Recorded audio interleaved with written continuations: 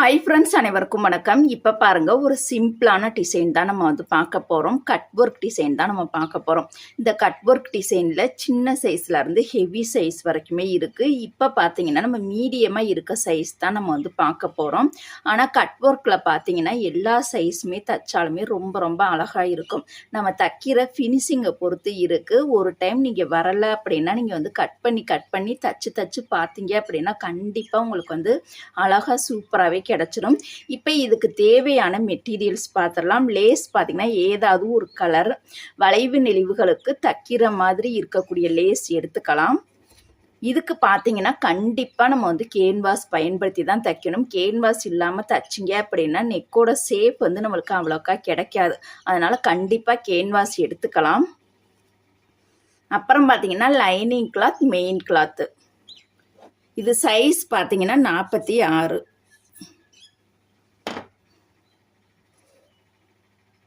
இப்போ இதோட அளவுகள் இப்போ பார்த்துடலாம். இப்போ பாருங்க, தச்சு படிமான தையல் போட 1 இன்ச்சு,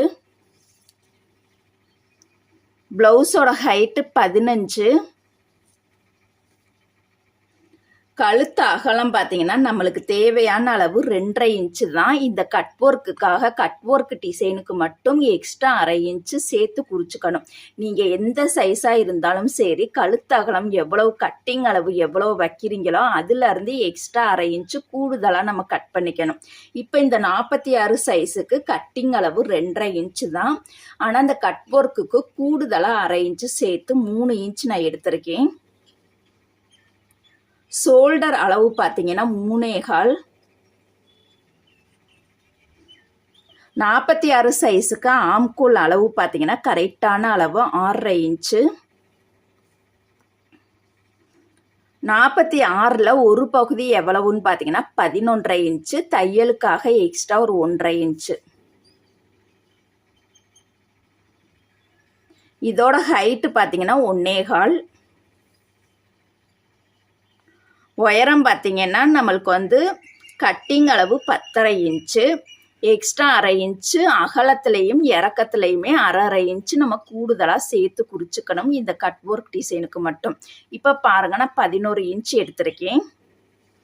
அதே மாதிரி இந்த கட் ஒர்க் பார்த்தீங்கன்னா அகலமான ரவுண்டுலையும் கட் பண்ணிக்கலாம், ஒடுக்கமான ரவுண்டுலையும் கட் பண்ணிக்கலாம், திலகம் ஷேப்லையும் கட் பண்ணிக்கலாம், பாக்களத்துலையும் கட் பண்ணிக்கலாம். இப்போ பார்த்தீங்கன்னா நம்ம வந்து அகலமான ரவுண்டில் கட் பண்ண போகிறது கிடையாது. நார்மலாக இருக்கக்கூடிய ஒரு ரவுண்டு. இந்த ரவுண்டு கண்டிப்பாக நீங்கள் நார்மல் ப்ளவுஸுக்கே ட்ரை பண்ணி பாருங்கள், ரொம்ப அழகாக இருக்கும்.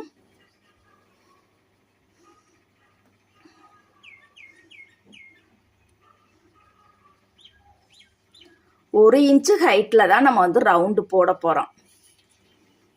இது போல் நம்ம வந்து பாக்ஸ் போட்டுக்கலாம். இப்போ வந்து இதில் வந்து நம்ம கட் பண்ண போகிறது கிடையாது. இதை இப்படியே நம்ம வந்து தனியாக எடுத்து வச்சிடலாம்.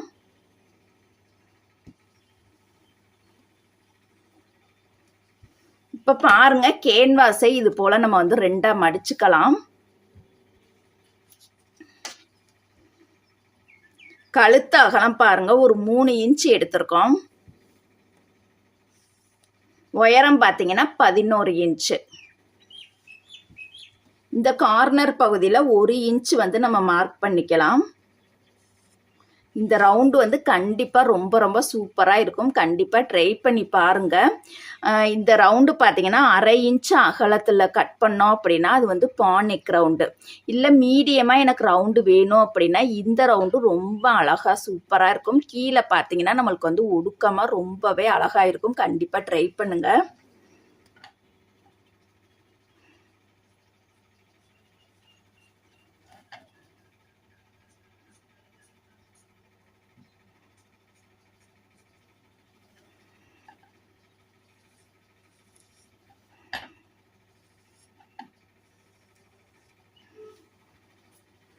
இப்போ பாருங்க, நம்ம வந்து ரவுண்டு வந்து போட்டுட்டோம். இப்போ இந்த இடத்துல 1/2 இன்ச்சு வந்து நம்ம மார்க் பண்ணிக்கலாம்.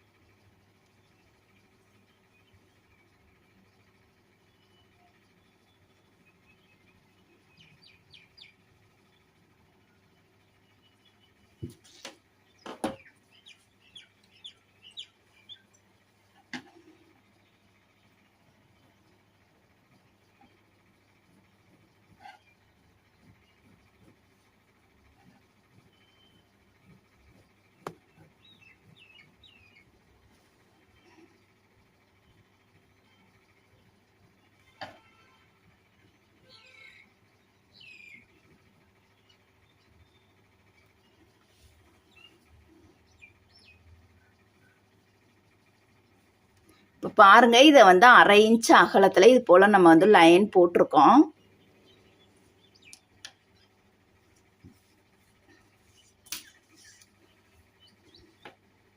இப்போ கீழே இருந்து நம்ம வந்து ஆரம்பிக்கலாம். 2 இன்ச் 2 இன்ச்சு இடைவெளி விட்டு நம்ம மார்க் பண்ணிக்கலாம். கரெக்டாக பாருங்கள், ஒரு 2 இன்ச்சு.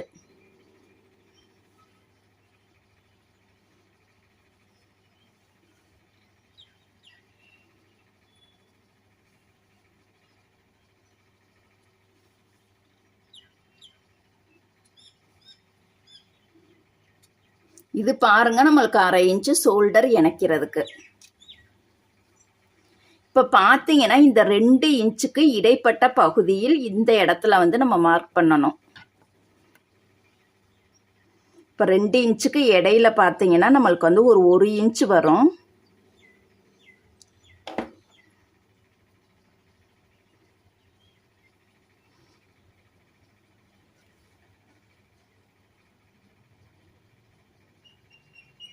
இது போல் பாருங்க, நான் கோடு போட்டிருக்கேன் அடையாளப்படுத்துறதுக்காக.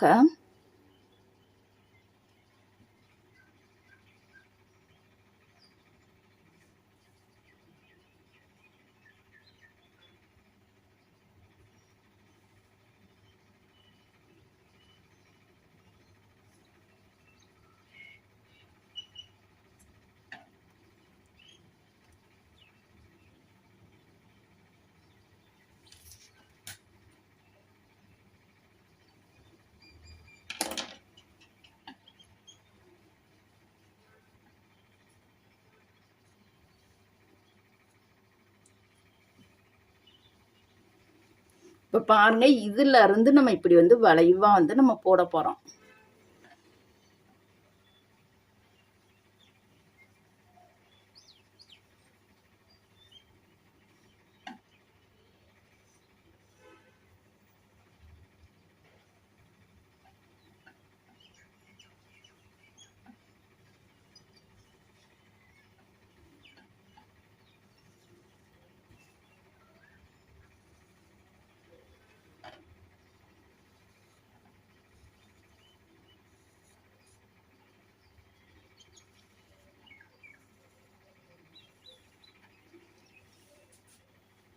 இப்போ பாருங்க, நம்ம வந்து ரொம்ப ஈஸியாக போட்டாச்சு.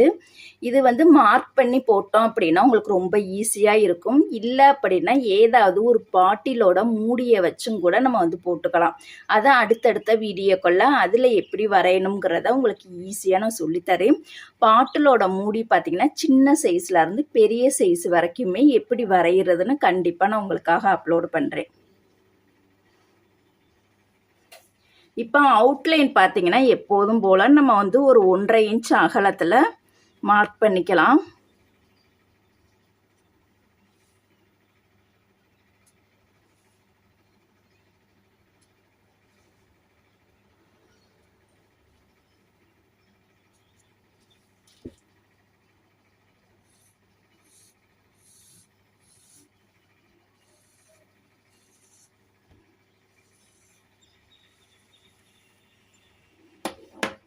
இப்போ பாருங்க, இதை நம்ம கட் பண்ணி எடுத்துக்கலாம்.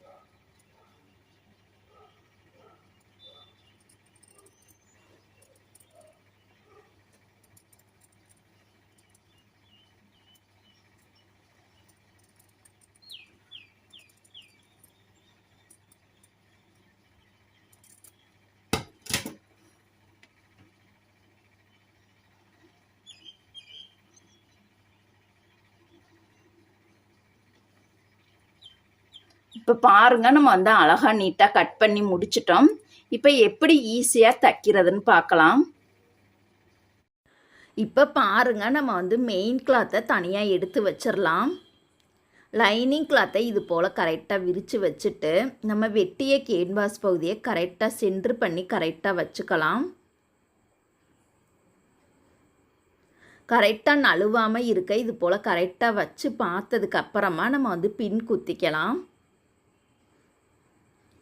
இது போல் பாருங்கள், ஆரம்பத்துலேருந்து முடிகிற வரைக்கும் ஃபுல்லாகவே கொஞ்சம் பக்கத்தில் பின் குத்திட்டோம் அப்படின்னா நம்மளுக்கு நழுவவே நழுவாது. நம்மளுக்கு நச்சுன்னு அழகாக நீட்டாக இருக்கும். தைக்கிறதுக்கு ரொம்பவே ஈஸியாக இருக்கும். இது போல் பாருங்கள், பக்கத்தில் இது போல் பின் குத்திக்கலாம். அயன் பண்ணி துணியில் ஒட்டலை அப்படின்னா அந்த மெத்தடை வந்து நீங்கள் அவாய்ட் பண்ணிவிட்டு இந்த மாதிரி கரெக்டாக சென்ட்ரு பண்ணி வச்சுட்டு நீங்கள் பின் குத்திட்டீங்க அப்படின்னா ஈஸியாக நம்மளால் தைக்க முடியும். டைம் வந்து நம்மளுக்கு வேஸ்ட் ஆகாது. இந்த மாதிரி மெத்தடையை நீங்கள் வந்து ஈஸியாக ஃபாலோ பண்ணிக்கலாம்.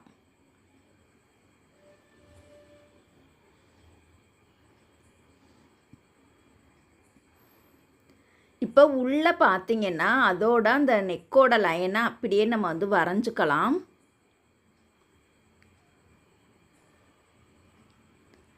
ஏன்னா இந்த லைனை ஒட்டியே கேன்வாஸ் பகுதி வச்சு தைச்சோம் அப்படின்னா நம்மளுக்கு கழுத்து பகுதி குறுகாமலும் அகலாமலும் நம்மளுக்கு கரெக்டாக அந்த லைனை ஒட்டியே கேன்வாஸ் இருக்கும். அதனால தான் அடையாளப்படுத்துறதுக்காக தான் இந்த லைன் நம்ம வந்து போட்டுக்கலாம்.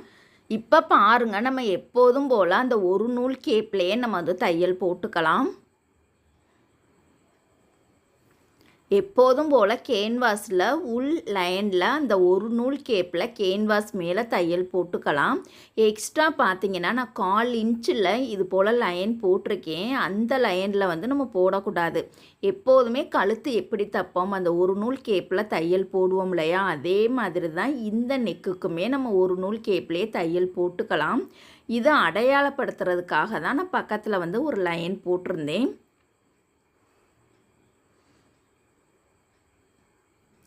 இது போல் பாருங்கள், பொறுமையாகவே நம்ம தைக்கணும். கொஞ்சம் இது வந்து கட் ஒர்க் டிசைனுங்கிறனால நிறையா இடத்துல வளைவு நெளிவு வர்றனால கொஞ்சம் பொறுமையாக தைக்கணும். இந்த டிசைன் பார்க்குறதுக்கு வேணால் சிம்பிளாக இருக்கலாம், ஆனால் தைக்கிறதுக்கு பார்த்திங்கன்னா அதிக நேரம் எடுக்கும். கண்டிப்பாக பார்த்திங்கன்னா அந்த மூளை வரக்கூடிய இடத்துலலாம் அந்த ஊசியை உள்ளே இறக்கி துணியை வந்து திருப்பணும். துணியை திருப்பும் பொழுது அந்த வளைவு வரக்கூடிய இடத்துலலாம் அப்படியே முக்கோண ஷேப்பில் தைக்காமல் கொஞ்சமாக பொறுமையாகவே தைச்சி எடுக்கணும். இப்போ அவுட்லைன் பாருங்கள், அதே ஒரு நூல் கேப்பில் கேன்வாஸ் மேலே நம்ம தையல் போட்டுக்கலாம். இந்த கட் ஒர்க் டிசைனை பார்த்திங்கன்னா சின்ன சைஸில் இருந்து ஹெவி சைஸ் வரைக்குமே நம்ம வந்து வளைவு வந்து போட்டுக்கலாம். சின்னதும் போட்டுக்கலாம், பெரிய சைஸும் போட்டுக்கலாம். இப்போ நம்ம போட்டிருக்கிறது பார்த்திங்கன்னா மீடியமாக இருக்கக்கூடிய சைஸு. இதை விடையும் பெருசாக போடுறா இருந்தாலுமே நம்ம வந்து ஒரு 3 இன்ச் அகலத்துலேயும் குறிச்சிக்கலாம். இப்போ பாருங்கள், நம்ம வந்து தையல் போட்டுட்டோம். இப்போ ப்ளவுஸோட நல்ல பக்கத்தில் நம்ம தச்சு வச்சுருக்கக்கூடிய லைனிங் கிளாத் பகுதியை கரெக்டாக சென்ட்ரு பண்ணி வச்சுக்கலாம். 2 துணியுமே நழுவாமல் இருக்கிறதுக்காக சென்ட்ரு பகுதியில் பின் குத்திக்கலாம். இப்போ முன்னாடி போட்ட தையல் மேலேயே தான் நம்ம வந்து போட போகிறோம். 2 துணியுமே சேர்த்து வச்சு நம்ம தையல் போட போகிறோம். பாருங்கள், முன்னாடி போட்ட அந்த தையல் மேலேயே அந்த ஒரு நூல் கேப்லேயே இது போல் பொறுமையாக நம்ம வந்து போட்டுக்கலாம். இப்போயுமே பார்த்திங்கன்னா எந்தெந்த இடத்துலலாம் அந்த கார்னர் ஷேப் வருதோ அந்தந்த இடத்துலலாம் ஊசியை உள்ளே இறக்கி துணியை கொஞ்சமாக பொறுமையாகவே நம்ம வந்து தச்சு வரணும். எடுத்ததுமே நல்லா ஷார்ப்பாக தைக்கக்கூடாது. வளைவு வரக்கூடிய இடத்துலலாம் நல்லா வளைவாகவே தான் வரணும். ஷார்ப்பாக ஊசியாக முக்கோணம் மாதிரியெல்லாம் தைக்கக்கூடாது. கரெக்டாக பாருங்கள், அந்த ஒரு நூல் கேப்லேயே நம்ம வந்து தையல் போட்டுக்கலாம்.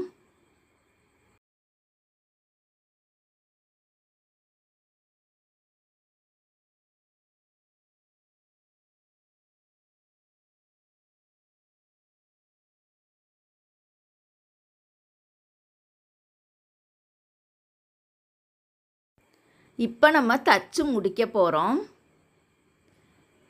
இப்போ நடுவில் இருக்கக்கூடிய அந்த பின் வந்து எடுத்துடலாம் பாருங்கள். இப்போ பார்த்தீங்கன்னா எப்போதுமே நெக் உட்பகுதி தைச்சிட்டோம் அப்படின்னா கரெக்டாக ஒரு 1/4 இன்ச்சு மட்டும்தான் பிசுறு விடணும். 1/4 இன்ச்சுக்கு மேலே 1/2 இன்ச்சு 1 இன்ச்செலாம் பிசுறு விடவே கூடாது. கரெக்டாக 1/4 இன்ச்சு மட்டும் பிசுறு விட்டுட்டு நெக் வந்து என்ன ஷேப்பில் வரைஞ்சிருக்கோமோ அதே ஷேப்லேயே கரெக்டாக ஒரு 1/4 இன்ச்சு பிசுறில் இந்த மாதிரி நம்ம வந்து வரைஞ்சிக்கலாம். இப்போ இந்த பகுதியை நம்ம வந்து கட் பண்ணி எடுத்துக்கலாம். கட் பண்ணும் பொழுதும் பாருங்கள் கொஞ்சம் பொறுமையாகவே நம்ம கட் பண்ணி எடுத்துக்கலாம்.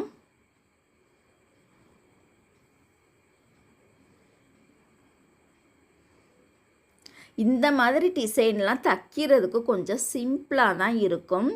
ஆனால் வேலை பார்த்திங்கன்னா நம்மளுக்கு வந்து அதிகமாகவே இருக்கும். டிசைன் வேணாம் அப்படின்னு நினைக்கிறவங்க இந்த மாதிரி கட் ஒர்க் டிசைனை பயன்படுத்தி தைச்சோம் அப்படின்னா நம்மளுக்கு ரொம்பவே சூப்பராக அழகாக இருக்கும்.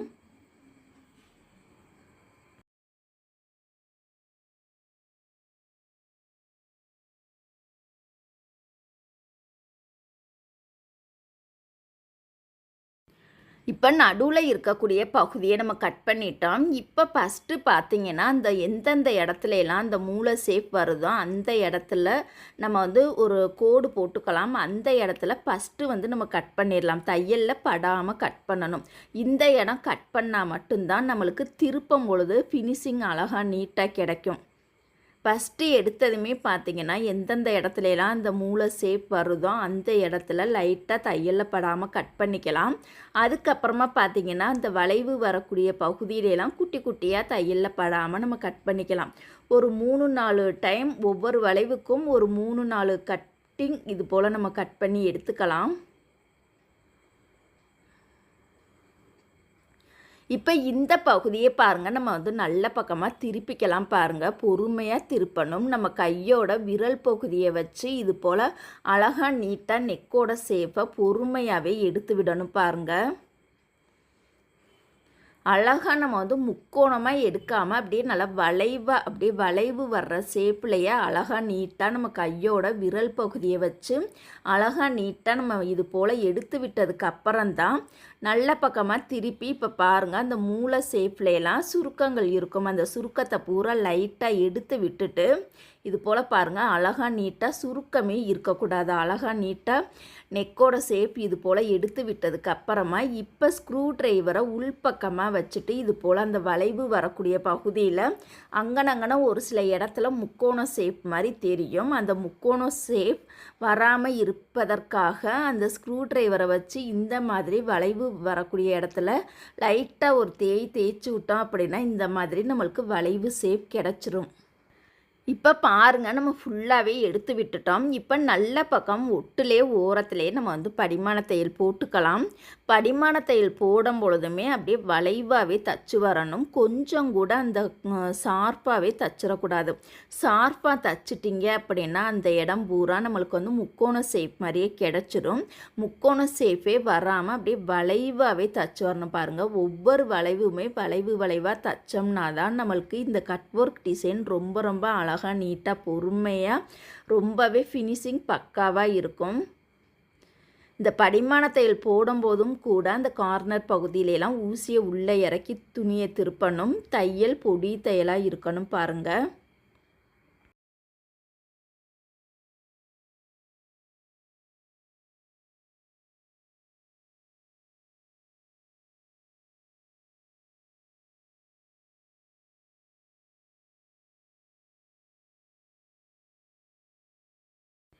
இப்போ நம்ம படிமான தையல் போட்டு தச்சு முடிச்சிட்டோம்.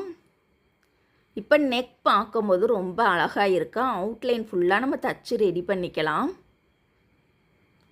இப்போ நெக்கோட அந்த கழுத்து பகுதியில் பாருங்கள் லேஸை பயன்படுத்தி நம்ம தைக்க போகிறோம். இதுக்கு மெல்லிஸாக அந்த 1/4 இன்ச் அகலத்தில் இருக்கக்கூடிய லேஸ் தான் நான் எடுத்திருக்கேன். பாருங்கள் இப்போயுமே பார்த்திங்கன்னா அந்த எந்தெந்த இடத்துலலாம் கார்னர் வருதோ அந்தந்த இடத்துலலாம் அழகாக நம்ம வந்து முக்கோண ஷேப்பில் அழகாக நீட்டாக ஃப்ளீட் கண்டிப்பாக வைக்கணும். ஃப்ளீட் வைக்காமல் லேஸை பயன்படுத்தி தைக்கவே கூடாது.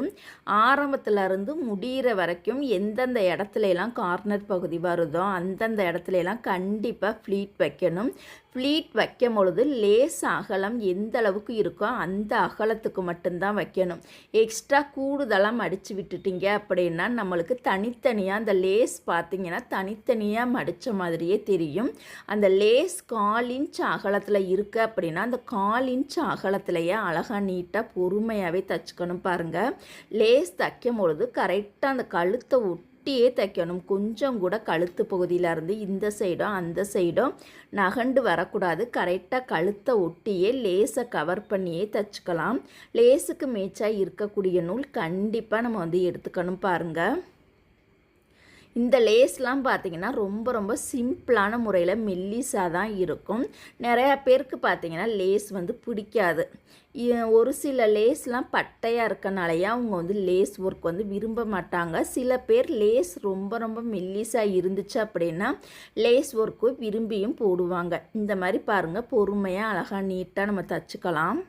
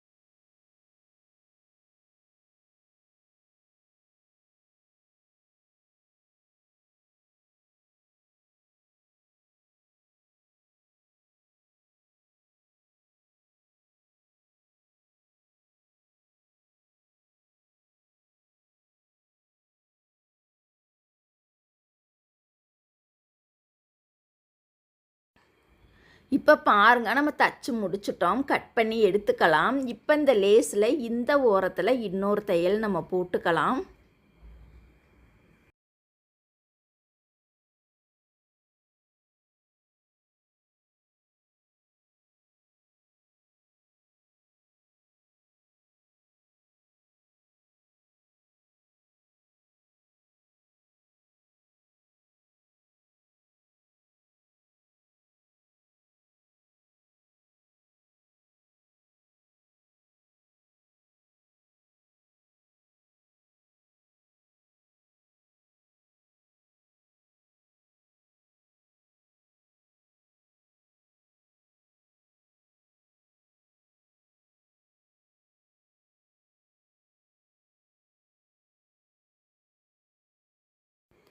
இப்போ பாருங்கள், அழகாக நீட்டாக நம்ம தச்சு முடிச்சிட்டோம். இப்போ சென்டரில் பார்த்தீங்கன்னா ஒரு ஃப்ளவர் ரெடி பண்ண போகிறோம். இதுக்கு பார்த்தீங்கன்னா நம்ம வளையலோட அவுட்லைனில் பாருங்கள், ரெட் கலரில் மெரூன் கலரில் ஒரு 5 பீஸும் கோல்டு கலரில் ஒரு 5 பீஸ், மொத்தம் பார்த்தீங்கன்னா 10 பீஸ் நம்ம கட் பண்ணிக்கலாம். கோல்டு கலரை அடியில் வச்சுட்டு அந்த டார்க் மெரூன் கலரை மேலே வச்சு இது போல் லைட்டாக பீஸரை நம்ம கட் பண்ணிக்கலாம். கொஞ்சம் ஒட்டியே வைக்காமல் கொஞ்சம் இறக்கி வச்சுக்கலாம். அடியில் கோல்டு கலரும் மேலே பார்த்தீங்கன்னா டார்க் மெரூன் கலரும் வச்சு இது போல் ஓட்டு தையலாக தைச்சிக்கலாம். ஒரு இதழ் மட்டும் இப்போ நான் தச்சு காமிக்கிறேன். இது போல் பாருங்கள், 5 இதழையுமே நம்ம கோர்த்து இது போல் நல்லா டைட்டாக இறுக்கி விட்டுட்டு நம்ம ஒரு 3 முடிச்சு நல்லா டைட்டாக போட்டுக்கலாம். டபுள் கலராக வேணும் அப்படின்னா இந்த மாதிரி மெத்தடை ஃபாலோ பண்ணலாம். இல்லை சிங்கிள் கலரே போதும் அப்படின்னா நம்மளுக்கு ஒரு 5 பீஸ் இருந்தாலே போதுமானது. ஏதாவது ஒரு கலரில் 5 பீஸ் தைச்சாலே போதுமானது. இப்போ அந்த இதழ் பகுதியை அழகாக நீட்டாக ஃப்ளவர் ஷேப்புக்கு எடுத்து விட்டுக்கலாம்.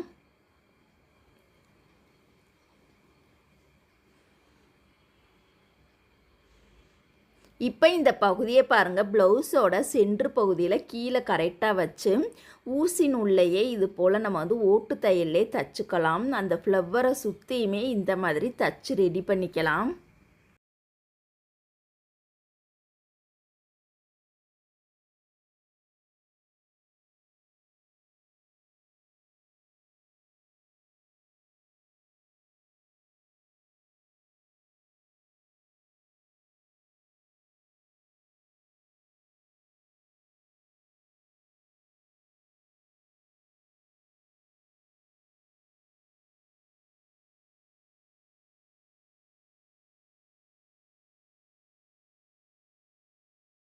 இதை இப்போ பின்பக்கமாக திருப்பி நம்ம வந்து நாட் போட்டு கட் பண்ணி எடுத்துக்கலாம். இப்போ இந்த பகுதியை அழகாக நீட்டாக நம்ம அயன் பண்ணி எடுத்துக்கலாம். இதுக்கு பார்த்திங்கன்னா லேஸ் கிட்டத்தட்ட நம்மளுக்கு ஒரு 1.5 மீட்டர் ஆகுது நம்மளுக்கு தேவைப்படும். இப்போ அழகுபடுத்துறதுக்காக சென்டரில் பாருங்கள் ஸ்டோன் பீஸ் எடுத்துக்கலாம். இந்த டிசைனுக்கு ப்ரைஸ் எவ்வளோ வாங்கலான்னு பார்த்தீங்கன்னா இந்த கட் ஒர்க் டிசைனுக்கு மட்டும் நம்ம வந்து 250 ரூபாய் வாங்கிக்கலாம். கேன்வாஸுக்கு ஒரு 30 ரூபாய் நம்ம சேர்த்துக்கலாம். அது போக தையக்குழிக்கு நம்ம தனியாக சேர்த்துக்கலாம். டிசைன் பிடிச்சா லைக் பண்ணுங்கள். தேங்க்யூ.